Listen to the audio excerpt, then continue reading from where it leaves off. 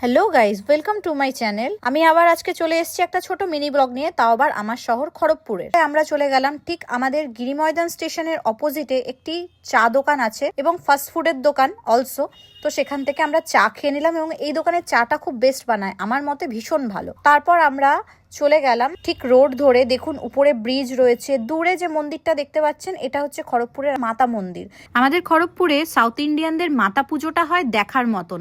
অবশ্য খড়গপুর একটি হচ্ছে মিনি ইন্ডিয়া, এটা কথাতেই সবাই বলে এবং সবাই জানে। এখানে সব ধরনের জাতি বসবাস করে।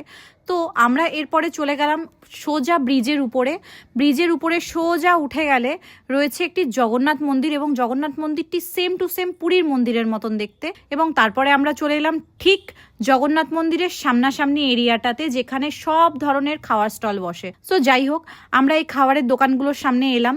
তো এখান থেকে আমরা একটু চাউমিন নিয়েছিলাম এবং চিকেন পকোড়া নিয়েছিলাম, দেখিয়ে দিলাম। দেখুন কত সুন্দর লাগছে দেখতে, খাবারগুলো দেখেও খুব লোভ লাগছে, আমার তো ভীষণ লোভ লাগছিল। যাই হোক, এরপরে আমরা খাওয়ার পার্সেল নিয়ে চলে যাব হচ্ছে ঠিক মালঞ্চার দিকে, কারণ ওখান থেকে আরেকটা ছোট্ট খাবার নেব যেটা আমার খুব ফেভারিট খাবার। ওকে, এই যে চলে এসেছি জগন্নাথ মন্দিরের বাইরেটা, দেখুন এই হচ্ছে জগন্নাথ মন্দিরের বাইরের ভিউ। তো দেখুন অনেকটা পুরীর মন্দিরের মতন চূড়াটা, অলসো দীঘার জগন্নাথ মন্দিরের চূড়াটার মতনও। তো এর ভিউটা আমি আপনাদের পরে অন্য একটা ভিডিওতে শেয়ার করব।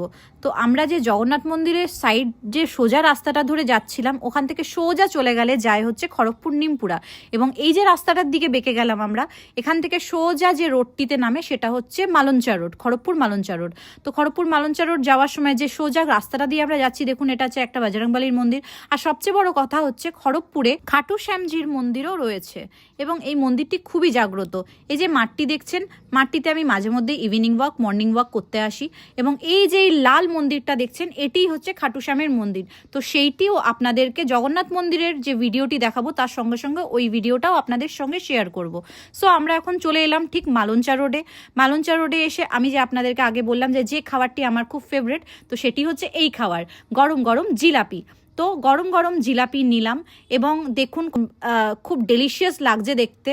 তো তারপরে আমরা চলে এলাম মালঞ্চা রোডের বড় ঘড়ির রাস্তাটায় সোজা, এবং সেই রাস্তাটা দিয়ে এসে দেখুন আমাদের খড়গপুর খড়িদা বাঙালি পাড়ার যে হনুমান মন্দির, বজরংবলীর মন্দির, এই মন্দিরেও সবাই পুজো দিতে আসে এবং মন্দিরটি খুব জাগ্রত। এবং এরপরে আমরা চলে এলাম ঠিক খড়িদা লেভেল ক্রসিং। এই লেভেল ক্রসিংটি হচ্ছে গিরিময়দান স্টেশনের সামনের লেভেল ক্রসিং। এবং এই দিক থেকে সোজা রাস্তা বেঁকে আমরা চলে এলাম খড়গপুর রাজগ্রামের দিকে। এই যে রেল লাইনটি দেখলেন, এটি হচ্ছে গোকুলপুর যাওয়ার রাস্তা। আজকের মতন মিনি ব্লগটি এখানেই শেষ করলাম, টাটা।